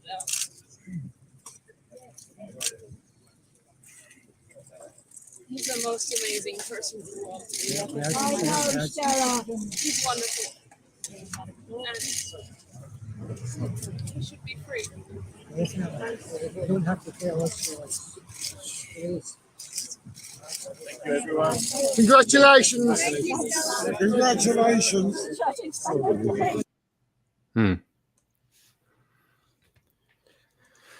It's heartbreaking. Okay, I'm not gonna cry. But she's right. It is an act of resistance. Yes. And yes, Pittsburgh Duke, I was crying yesterday. And I know I'm trying not to cry again. It's okay, cry with me. I'm pissed. Mostly I'm crying because I'm pissed, honestly. I'm just pissed. I'm angry that she's out there having to cut her wedding cake by herself and that she was only permitted 30 minutes with him in a crowded room full of other prisoners and their visitors, and that they were then not permitted to touch after the initial kiss. It's bullshit. What's happening to them is bullshit. It's inhuman isn't even the proper word. I mean, I don't think there is a word in the English language that describes what's happening to him and the just cruelty of it. I mean, again, just the petty vindictiveness of all of these bullshit steps that they've had to go through. The fact that it took so long for them to even be able to be permitted to be married. And then all of the hurdles that they had to overcome, and then denying their guests on the day of, and then not permitting wedding photos to be taken, and then, okay, we'll take a couple, but it's going to be with our camera, and then we'll choose which prints you can have, but you can't publish them anywhere. And it's all just so sickening to me, and it makes me angry, and it makes me sad, and it makes me frustrated, and I can't help but look at the boys. Oh, see, that's what's going to get me. Those boys deserve their father. Mm-hmm. And it's heartbreaking what they have to go through. Yeah. See, I already have tissues because I was crying yesterday. It's bullshit. But I'd wager money that the orders to treat the whole procession in that way are coming directly from the U.S. They're being for sure directed at the British authorities from the U.S. and intentionally so, to continue to torture Julian Assange, no matter what circumstance he's in his life. It could be what should be the most joyful circumstance, as in this case, and they will find a way to continue to torture him and those he loves and those who love him. Yes. And then seeing his dad there, who I love. John Shipton is one of the kindest men I've ever met. He is so sweet and funny. He's hilarious. He has that real kind of like dry, snarky sense of humor. Gabriel, really, which is Julian's half brother, super. They're both just amazing men. They're very kind and generous people. Like seeing John there, because Julian looks quite a bit like John. It's hard. Like, that's hard to he should be there. He should be with his family. Like, they should be together right now. And it's just very infuriating that they have to go through this. Yeah. I'm sorry for crying, you guys. I'm sorry. I was really trying. Like, the boys get me every time. Like, it really does. It bothers me. They're just babies, and they need their dad. And yeah, they've only ever known him as a prisoner. Yeah. And then they because of COVID, they've been unable to have any real physical contact with him. So they can't even hug their father. They can't, cuddle up with him and read a book. They can't, it's heartbreaking. And all because he exposed the war crimes and corruption of empire. Yep. I mean, fuck you guys. Seriously. Fuck you guys. There aren't enough fuck yous. You know what I mean? It's you are the worst of the worst of humanity. And I mean, I don't feel the slightest bit bad when I wish horrible things happen to you, because I do. I really do wish that those people have to endure some of the worst things ever. They won't. There will never be accountability. There will never be any, none of that. But I wish for it, and I don't feel bad about wishing for it. Well, they're evil. They are. Undeniably. Yes. 100%. Okay. That's all the Assange stuff I have. I really am sorry, guys. I was surprised by that news. I don't know if you were aware that it was coming, but they're getting married. But I was surprised. I knew that they had been fighting. I mean, this has been an ongoing battle since 2020, really. And really, even beyond that, they attempted to make something happen in the Ecuadorian embassy, and that was also denied. So I knew that it had been a battle that had been ongoing. I didn't realize. I mean, it was very, like, the decision was made and it happened very quickly. But yeah, I knew it was something that they were working towards. I did find it to be super annoying that it was the Supreme Court decides to rule against hearing the appeal, and then just a couple days later, like, oh, but we'll let you get married. It's like, here's your consolation prize. Fuck you. Yeah. Just out of curiosity, is Vivienne Westwood friends with Stella or Julian? She's a longtime supporter of Julian Assange. Okay. She's done a lot of protest activities. She's kind of nuts. I like her, but she's kind of nuts. But she is a longtime supporter, and she has been kind of a support system to Stella as well. Yeah, I remember several years back she had a reality show. I think it was where. Did she? Yeah, when she was, she might still be based in New York. I'm not sure, but I remember the girl I was dating at the time, her friend auditioned for the reality show, and it wasn't a stupid premise. It was, you basically get to be like a close assistant of Vivienne Westwood's and work with her and learn the trade, the fashion trade, the biz, so to speak.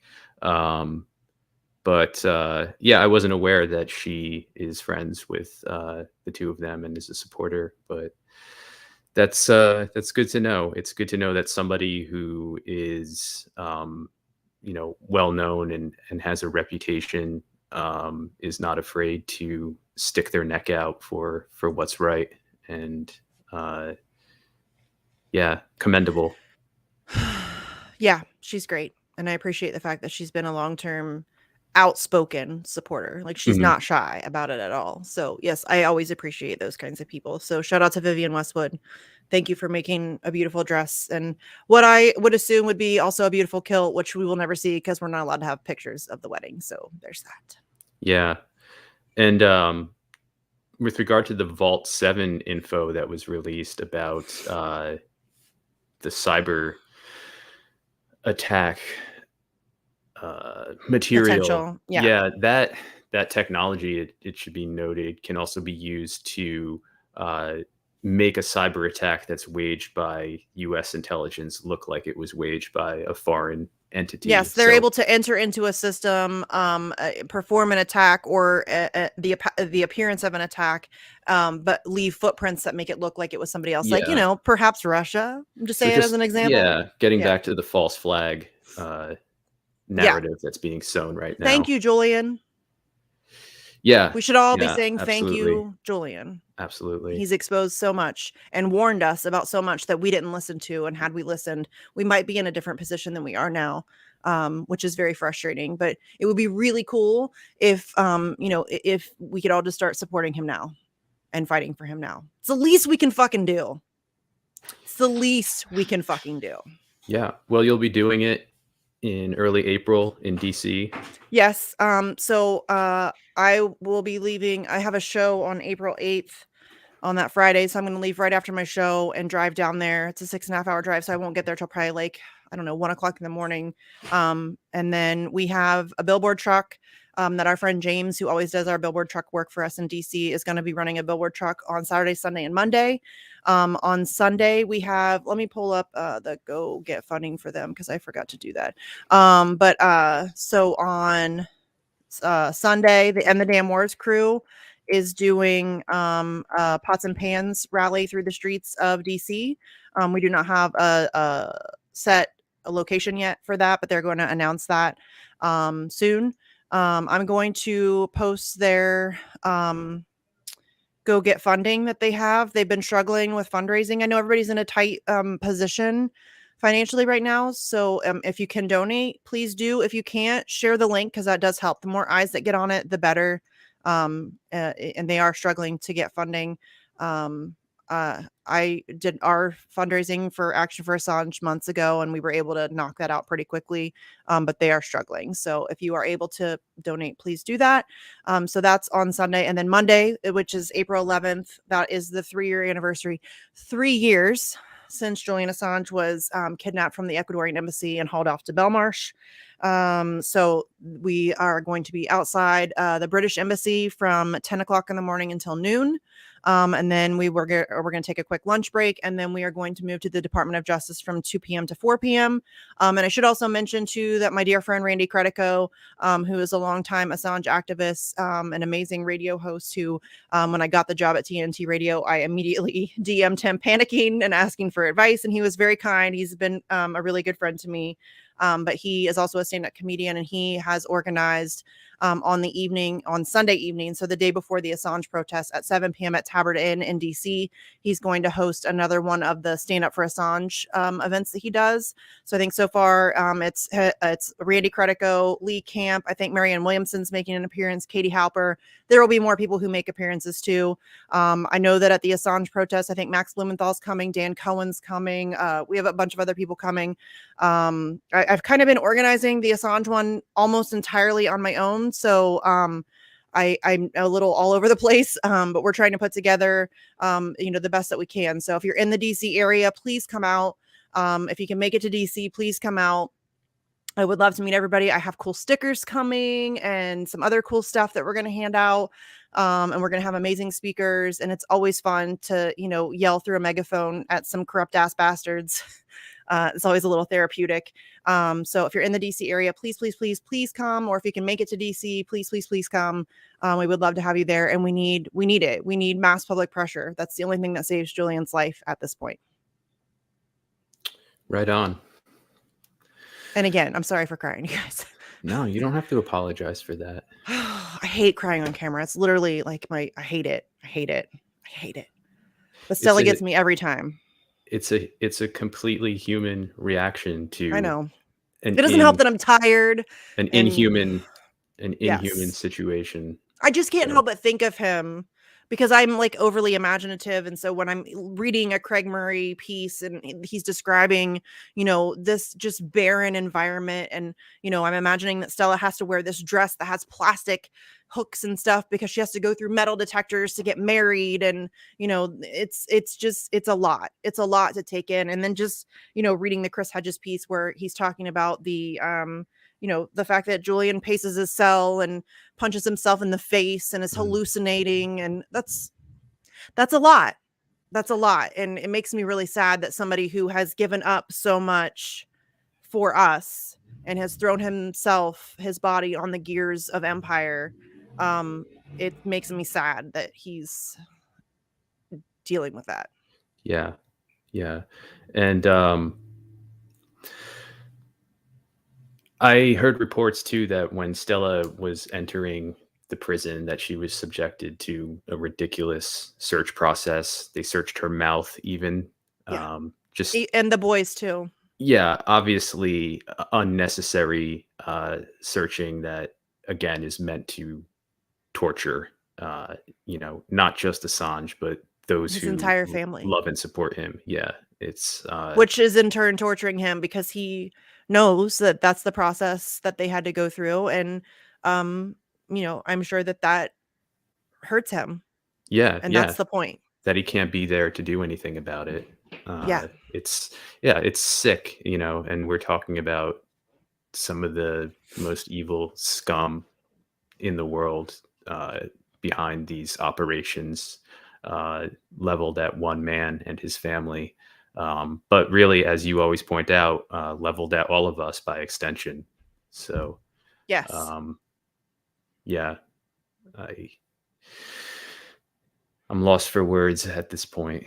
I have lots of words, but the only thing I can say is that, he should have been freed. I mean, he never should have had to seek any kind of asylum. Yeah. And he certainly shouldn't be where he is now. I just talked to Dr. Bill Hogan, who's a member of Doctors for Assange, and we were talking about the fact that I don't mean to diminish it in any way either, but we've been so focused on the conversation surrounding his mental health that we haven't even talked about the implications regarding press freedom and the future of journalism. And so I'm not implying that that's a distraction, but it is a little bit frustrating that we haven't even had that conversation yet. But it's then I went on to say, that we shouldn't even be having this conversation at all. He shouldn't be in prison, period. He shouldn't even be there. He committed no crime. They have no case. They know they have no case. Any meager semblance of a case that they did have has completely imploded, given the fact that Siggy Thordarson has now come out and admitted to the fact that he fabricated his entire testimony against Julian Assange.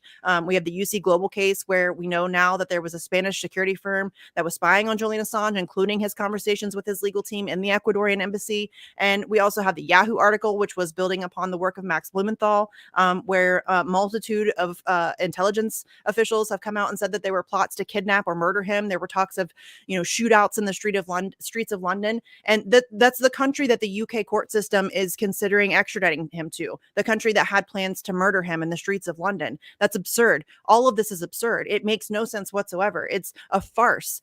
He didn't break any laws. He didn't do anything wrong. Nothing. He told the truth. He exposed the truth. He exposed the crimes and corruption of empire, war crimes, murder, rape, torture. Those are the kinds of people we should be celebrating. And instead, we're allowing him to be persecuted and tortured in Belmarsh prison. Mm-hmm. Sorry, I'm getting a little ranty now. No, it's important. It's the facts can't be overstated, and also the fact can't be overstated that no one's ever been punished for the crimes that he has exposed. So, um, and you look at the way he's being treated and how psychotic the treatment is, and you look at what the same Western Empire is doing with regard to Ukraine and how just anti-humanly they're treating the people of Ukraine and Russia. They're not even, these aren't people in the eyes of empire. These are things to be manipulated for the ends, for empire's ends. They're means to an end, and it's just disgusting anti-human psychotic behavior that I think speaks volumes about, or really just gives the lie. I mean, a lie we all know, but it really gives the lie to uh, democracy and human rights and all this flowery bullshit we've been fed our whole lives about the U.S. and its so-called allies. Yes, but if we could please, I've been calling for, we need to start making some noise about bail for Assange. Ideally, obviously, the end game is to free him, but he has now suffered at least one mini stroke that we know of. I've heard rumors of at least potentially two. He has a lot of underlying health conditions. He is deteriorating quickly. His mental health is not good. As you heard in the Chris Hedges piece, he is hallucinating, punching himself in the face. He has hundreds of thoughts of suicide a day. He's not in a good place. They're killing him. They're going to kill him. So we need, if this ridiculous case is going to be allowed to continue to play out, they will drag it out for as long as humanly possible. That's the goal. They want him to die in prison so they can just wash their hands. But to further that conversation, we also need to start demanding that we can see and hear from Julian Assange. They are trying to disappear him from our collective memories. It's much easier for them to just murder him in prison. If we aren't thinking of him, we don't see him. And the longer we go without seeing and hearing from him, the less human he is to us. And it is very much their intention for him to die in prison so that they can just wash their hands of it and be like, oh, what can you do? And that's very much what they're trying to do. And we cannot let that we can't let that happen, at least not quietly. We need to be louder about this, much louder. We need to start calling for bail, and we need to start calling for him to be able to speak and be seen and heard, so that we can see for ourselves the treatment that he's receiving and how it has affected him. We have to start making demands. We're not going to get proper recourse through the legal system. Clearly, that's not going to happen. It is going to take, again, I know I sound like a broken record, but I just don't know what else to do other than just keep repeating it. It's going to take mass public pressure to save this man's life, period. That's it. That's what it's going to take. And so we have to, I mean, I don't know how to inspire people that they need to get involved. I get angry at myself. I stay up late at night trying to figure out the words to get people to realize how important this is. I don't know how to do that. So I'm just going to keep saying it over and over again. Like, it's a big fucking deal what's happening to this man. And if they can do it to him, they'll do it to all of us. And so it's much bigger than him. And we really, really have to get louder about this. Sorry, getting preachy again. No, it's important, extremely important. It's of existential importance, and not just to journalists, but to all of us who care about to humanity. Yeah, to humanity. Absolutely. Do you care about ending war crimes? Do you care about ending war? Do you care about corporate corruption? Do you care about, children being raped in Afghanistan? Do you care about those things? Because if you do, then you should care about what's happening to Julian Assange. It's that simple. Yeah. Yeah. And as we'll see in one of the pieces I soon have, this sort of persecution and prosecution is being wielded against other people, other whistleblowers, you could say, and activists as we speak, with regard to different activism, but nonetheless, it's still the same sort of state persecution. So just before I get into that, I want to point out some statements that Joe Biden made recently. At the beginning of this week, he was speaking at quarterly CEO roundtable in Washington, D.C. And toward the end of his remarks, he said a few things that I think are food for thought, if nothing else. We've heard this sort of language from other, especially Western leaders before, but the fact that it's being trotted out again, especially as the West is facing economic collapse, um, it's building a narrative, just like the constant warnings of a false flag are building a narrative. So toward the end of these remarks, Biden said, "quote," and he's referring here to what's going on in Ukraine. Quote, "I think this presents us with some significant opportunities to make some real changes. You know, we are at an inflection point, I believe, in the world economy. Not just the world economy, in the world. It occurs every 3 or 4 generations. As one of the top military people said to me in a secure meeting the other day, 60 million people died between 1900 and 1946. And since then, we've established a liberal world order. And that hadn't happened in a long while. A lot of people dying, but nowhere near the chaos. And now is a time when things are shifting. There's going to be a new world order out there, and we've got to lead it. And we've got to unite the rest of the free world in doing it." So again, language we've heard a lot before, probably most famously by George Bush Sr., but this is very obviously seeding a narrative, and it also reeks of hypocrisy. This talk of a liberal world order and uniting the rest of the free world. Um, I don't know exactly what he's getting at, but if you compare it to the language of Jens Stoltenberg and his remarks in front of NATO the other day, and NATO resetting its position, building resiliency, this great reset language, this build back better language, there's clearly a globalist shift and consolidation going on here. And let's face it, Biden is just a puppet in all of this. He's not coming up with this on his own. He's being told what to say. But nonetheless, we should take note.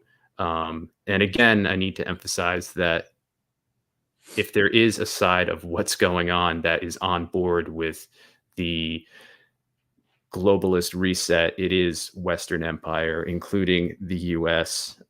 So I think that's what we're seeing here with Biden's statement. He's starting to put that into the public consciousness, and he's starting with obviously the CEOs, the business leaders, who are then going to disseminate that language and that ideology downward to their employees, and then from there out into the public. So definitely something to note there. Also worth noting on these statements is that as soon as they came out, the so-called fact checkers on social media were all over it, trying to preempt people who were going to point it out, and saying that something to the effect on Twitter that statements by Biden about a new world order have been taken out of context by conspiracy theorists. Like, as soon as these statements were ushered and this was published on whitehouse.gov, the fact checkers were all over it. And it's obviously not a conspiracy theory. It's something that's been uttered by Western leaders for decades now. But the point is that a narrative is being seeded, and it's something we need to pay attention to, just like the false flag. So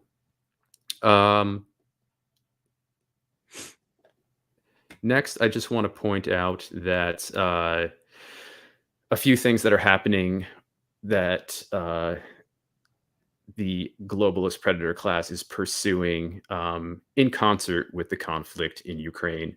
And this first one is from the Wall Street Journal. And this has been a pretty big goal of theirs since,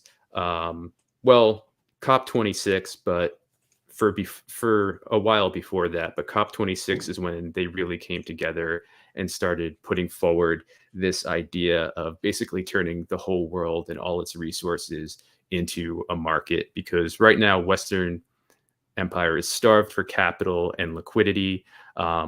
That's why you see it going after the Russian oligarchs and seizing their property and seizing their assets, because they're stealing that money. They're stealing that capital the same way they stole Afghanistan's gold, the same way they stole Venezuela's. This is a money grab, and another way they're trying to do this is by creating new markets. In this case, literally out of thin air. So I'm not going to read through this whole piece, but I will read the headline here and perhaps the opening paragraph. But this is the Wall Street Journal reporting from a few days ago. SEC, which is the Securities and Exchange Commission, to float mandatory disclosure of climate change risks emissions. Proposal would require public companies to provide estimates of direct and indirect greenhouse gas emissions. So just reading the first paragraph or so here. U.S. regulators are set to propose stringent requirements for publicly traded companies to report information on greenhouse gas emissions and risks related to climate change in one of the Biden administration's most significant environmental actions to date. The Securities and Exchange Commission will begin considering the proposed rules in a meeting at 11 a.m. Eastern Time Monday. If a majority of the agency's 4 commissioners, 3 Democrats and 1 Republican, votes in favor, it will open the proposal to public comment for at least 2 months before working to finalize a rule. The proposal would force publicly traded companies to report greenhouse gas emissions from their own operations, as well as from the energy they consume, and to obtain independent certification of their estimates. In some cases, firms would also be required to report greenhouse gas output of both their supply chains and consumers, known as Scope 3 emissions. Companies would have to include the information in SEC filings, such as annual reports. So about a month and a half ago, Misty and I interviewed Ian Davis, who's a UK-based journalist and researcher, and he wrote an excellent 2-part piece about this very development right here, about how it was essentially trotted out at COP26. That was really the main agenda behind COP26. The financialization of nature, from the air we breathe to forests, to the deep oceans, to even space. Anything that is carbon-based and considered part of the global commons is now, they're now seeking to marketize all of it. So we're talking about carbon taxes here and similar measures. And of course, what ties into that is digital surveillance, surveillance of carbon usage. So it's going to start with the companies, and then, as they say, it's going to trickle down to the consumers, and then it's going to trickle down to all of us. And it's a way for them to not only shore up more capital and liquidity, but also to consolidate their control of us, the way we consume. And if we consume too much carbon, if we go over our tax limit or our credit limit, then our access to certain goods and services is shut off. Our ability to travel by plane, for example, can be shut off. This is where this is going, and we need to pay very close attention to it, because they're going full steam ahead with it as Ukraine rages. And all of that to say that we should be paying attention to all of this stuff as much as we can at the same time, because it's all connected. I don't think that, of course, the human life that's at stake with what's happening in Ukraine and elsewhere is of paramount importance. But in terms of setting our priorities on what we focus on, there's no reason why we can't focus on all of this as much as we can at the same time, because again, it is all connected and it's all targeted at us and at our inalienable rights, our rights of movement, our rights of free speech, all of it. It's given this patina of caring about the environment and so-called climate change, which is whatever you want it to be at this point in time.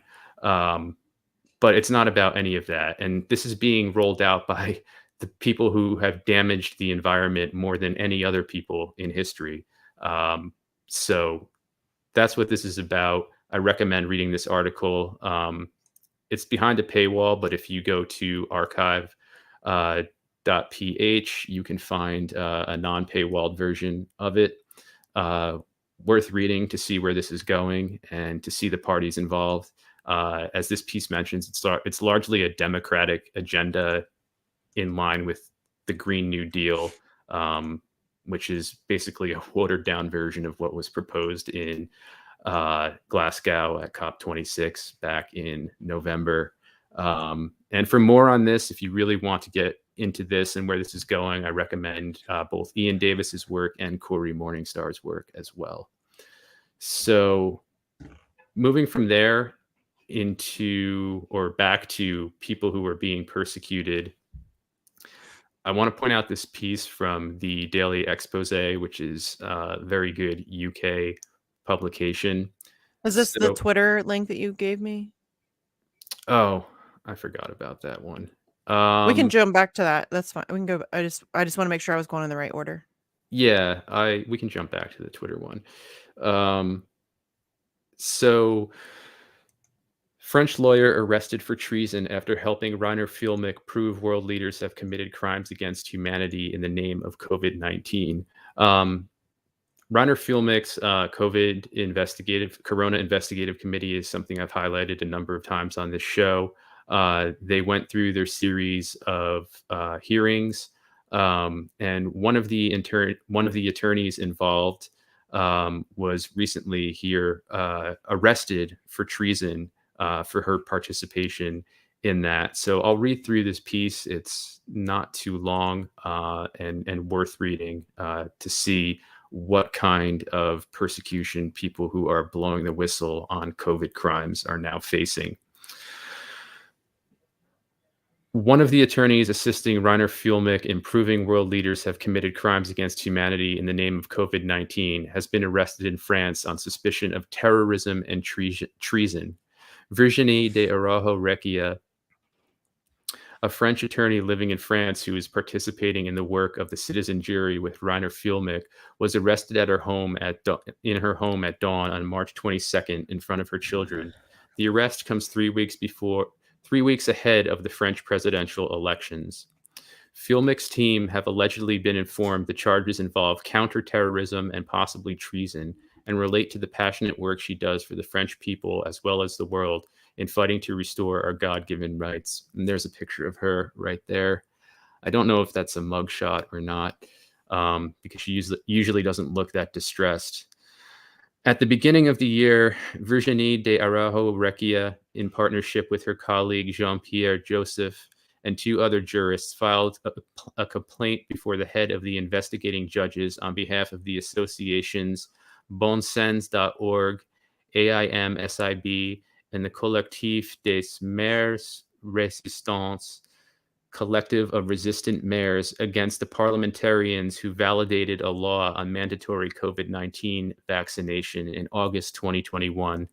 This law forced millions of professionals to undergo experimental gene therapy or risk losing their jobs.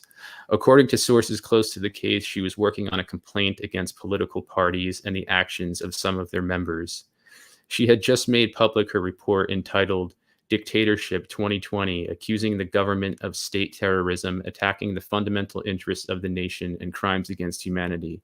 This document was intended to form the basis for a criminal prosecution against members of the government. And there's a link in here to download the report. This flagrant violation of rights demonstrates there is no more freedom of speech and proves that if we speak out, as Virginie Araujo Recchia has done, that we will be persecuted. Even those who disagree with Virginie de Araujo Recchia's message should know that their rights to free speech are threatened by such action. Just because you may go along with the quote official unquote narrative now does not mean at some point you won't disagree with it. What happens then if you have not moved to help another faced with this? You know this is fundamentally wrong and against natural law. This is a time for unification and standing up. We cannot continue to allow this tyranny to escalate. When Shakespeare said in King Henry VI, quote, first kill all the lawyers, unquote, he was referring to the first step in destabilizing a society. For a society cannot be a peaceful society if it does not follow the rule of law or its constitutions of God-given liberties. None of us is safe when tyranny rules.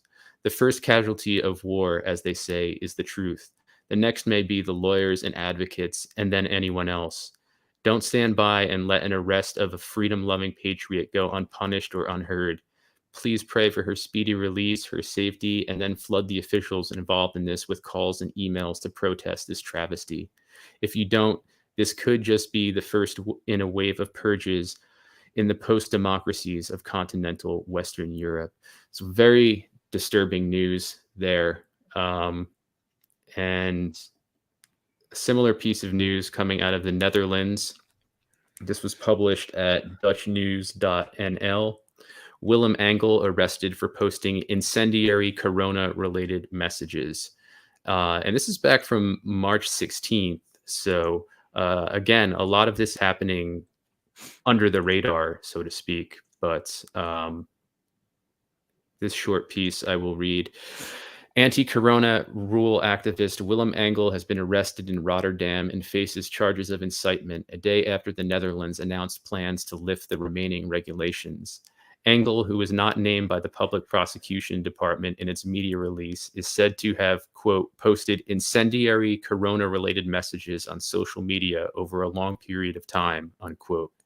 Engel, a dance teacher and founder of campaign group Viruswaarheid, will appear in court on Friday when judges will decide if he should be remanded in custody. His girlfriend filmed the incident and placed it on social media.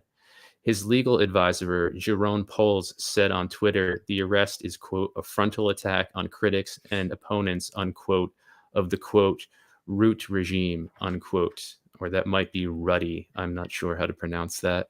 He later told broadcaster NOS that the arrest is part of a pattern of arresting people who, quote, criticize the regime, unquote, and accuse the media of publishing articles which, quote, sow hatred, unquote. The Public Prosecution Department began an investigation into Engel in January after more than 22,000 people signed a joint complaint accusing Engel of sedition, spreading medical misinformation, fraud, and making threats. Quote, the arrest was made on the basis of the initial outcome of the research into the suspect's actions, the Public Prosecution Department said in a statement. So, again, another ridiculous prosecution of somebody who's speaking out against totalitarian moves by state entities, speaking out against literal crimes against humanity. And they're obviously surveilling social media hard, as we all know. And this is what happens if they decide that you're speaking out too loudly or crossing some red line that they've set for whatever policy they have in place at the time. So I'm going to keep an eye on both of these stories. And I'm sure there are more out there. I was alerted to these by way of Telegram.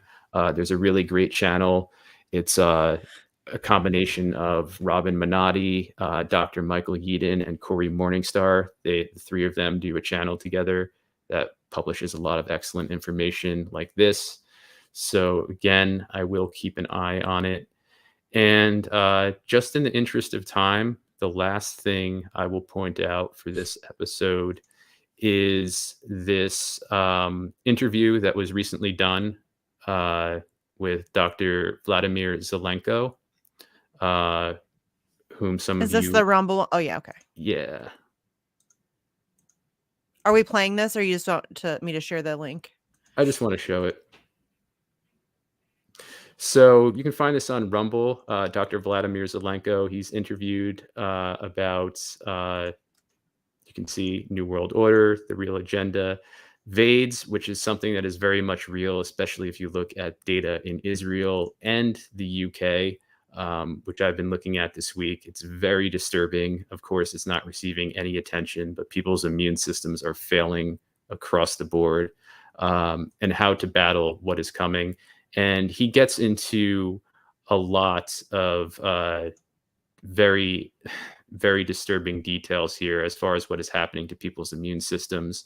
According to him, 50% of the Israeli population now essentially has AIDS. This is not being published by the government. And people are dying, according to him, at such a rate that proper burials can't even take place, that they can't keep up with the amount of people who are dying. Again, this is coming from him. I haven't been able to independently verify that yet, but I do intend to look into it.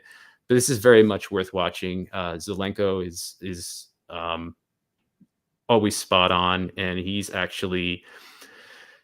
was actually one of the first to start treating people with ivermectin and hydroxychloroquine, and to find out that it saves people's lives. And after that was banned, he was one of the first to look into zinc and quercetin and vitamin C and vitamin D. He's open sourced all of his treatment protocols, and he just open sourced a detox protocol for people, particularly those who've like myself, stupidly received one or multiple injections. So very smart man, no bullshit, no hyperbole, and this is very much worth watching. So that's all I've got for this week, and I thank everybody for tuning in and listening. Yes, and we will be back. We are probably moving solidly to is 8 working for you? Does that work for you on Fridays? Yep. Okay, because that gives me my TNT show wraps at 6. That gives me time to jump off of there, feed my kids, sit down for a second, and then jump back on. So I think that we'll be moving to 8 o'clock on Fridays. I think that'll be like our new solid time for that. So yeah, so we will be back next Friday. You should definitely turn into Jesse's show on TNT. Again, it's on at 2 p.m. It's called Perspective. And then my show follows directly after that from 3 to 6 p.m. Eastern. And I've managed to score some pretty good interviews so far. I'm it's a lot. Scheduling 15 people a week is a lot. But yeah, we're working it out. We're working through it. So yes, Shadow Band, I am busy as fuck. Yes. And in addition to that, I'm also currently almost single-handedly organizing an event in DC. So that's a good time. It's a good time. I am very busy right now. Speaking of DC, I'm going to drop the End the Damn Wars fundraiser, go get funding thingamajig again in the chat. Please, if you can, donate. If you cannot, share. Either way, share, because sharing is caring. And they need help, kind of down to the wire. They need some help on their fundraising. So please donate if you can. Thanks for tuning in tonight. We really appreciate everybody. We love you guys, and we will see you next week. Bye, everybody. Peace.